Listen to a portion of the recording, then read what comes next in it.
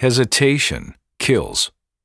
Don't let your company fall into extinction or even fall behind your competitors before you finally learn this lesson. That's this week on the Badass Agile podcast.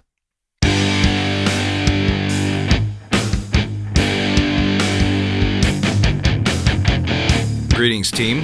Welcome to the Badass Agile podcast. I'm your host, Chris Williams.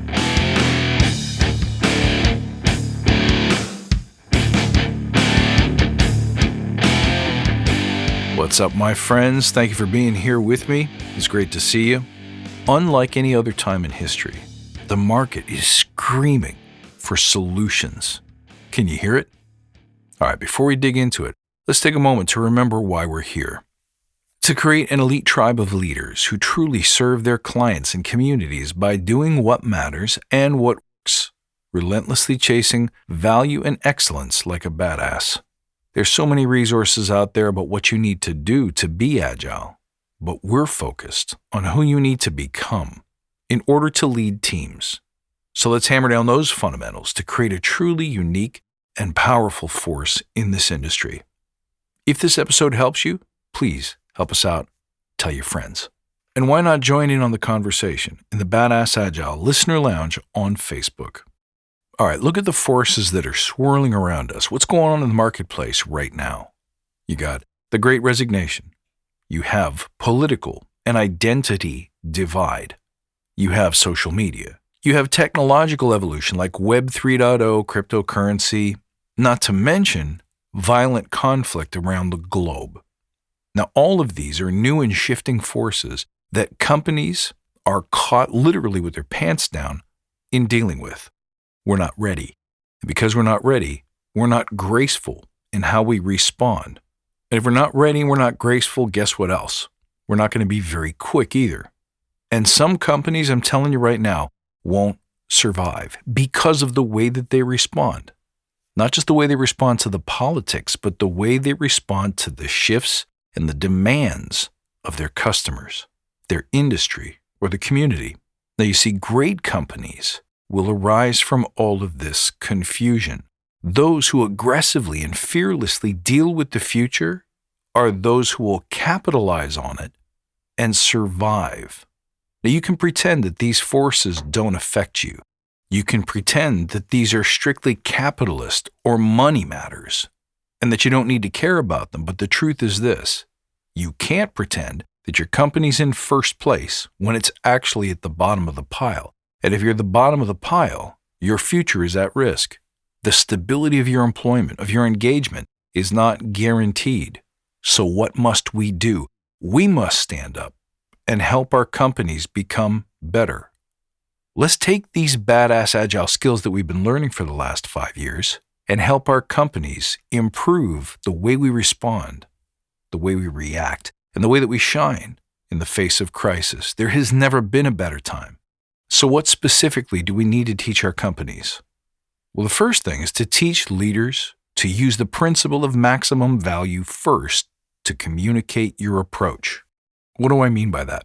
When crisis and change and upset occurs, leaders need to get agile in a big hurry to make sure that we're communicating in those places and in the ways that matter most to our people. Like anything else, how we communicate and what we communicate is a backlog, just like a big old list of software features. And we must remember there's a lot of things we could do. There's a lot of things we could say, but not all of them are right. Not all of them will reach our people in the way that we need them to. And here's another point.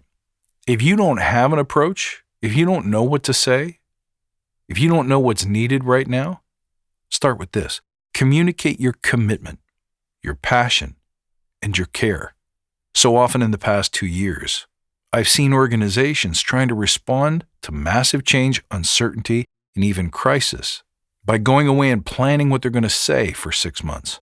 And the way that all of the people under your charge respond to that is by showing that they don't feel safe. They don't feel safe, so they leave.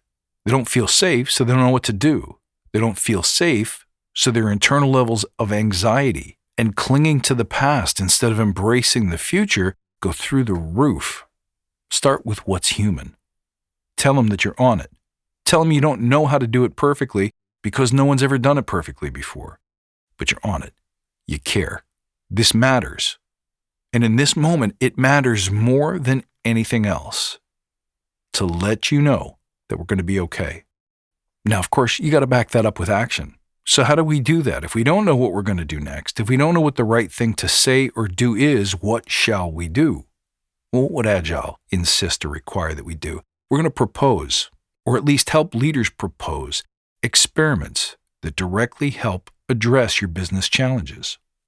Show them how to minimize risk by testing aggressively, keeping experiments short, learning from what goes right and what goes wrong, and then improve. This is all fundamental stuff. Now here's something that's not so fundamental and not so obvious to everyone. Whatever you do, you can't stay attached to any one way. Be comfortable with the idea that you're going to have to kill your darlings. If something doesn't work, no matter how clever you think it is, no matter how much you want it to work, let it go and move on to the next experiment. This is where so often, in times of rapid change and uncertainty, we struggle, don't we? Because we want today to be the same as yesterday. Because we want what we believed, what we trusted, to remain true and be there for us in the future. We have a hard time saying, you know what? The way we used to do things doesn't work anymore. We're going to have to try and accept something else. Here's another mistake that some organizations make. If they're not too slow to respond, if they're not too hesitant to try new experiments, they go all the way the other way in the wrong direction, and they try to find some kind of fast forward button. What can we do as a quick and instant fix, hoping that it makes the pain go away? Why do we do that? Because we're not comfortable with uncertainty and lack of safety. We have to unlearn that. We have to uncondition that. We have to be okay with not being okay for a little while. Now you might be asking, if we don't know, if we're uncertain, if we don't know what's safe, and we don't cling to the past, but we don't fast forward and zoom into the future, what are we supposed to do? Here's what you do. You do what's right for your people and your customers first. You almost never go wrong by putting your focus there. What do my customers need now? Not 6 weeks ago, not 6 months from now, but right here, today. What do they need to hear? What do they need to see? What do we need to offer them or give them? You usually don't have to work too hard to hear where their sentiment is. They'll tell you. They'll post it on social. They'll send you letters. They'll be shouting it out in the streets. Whatever it is your company does, the change affects your customers, and they'll be the first ones to let you know what they want, what they need. And I think in business, we've grown out of the habit of listening to what they're trying to tell us. But most importantly, if you're trying to survive in times of uncertainty and rapid change, don't freeze in analysis and forethought. You got to move. You got to get off the X. You got to do something. You have to take some kind of action, or it's going to look like you don't know what you're doing. Instead, every change, every upset, every challenge is an opportunity to inspire your people with your courage, your massive action, your internal certainty. When you say, I don't know how to do this right, we've never done this before, but we understand, we care, and we're going to put everything we've got into doing right by it. We're going to figure this out together, and we're going to do so fearlessly. I believe that's the most inspiring thing that you can say to your fellow human beings. These are challenging times. They didn't teach you how to handle this in school.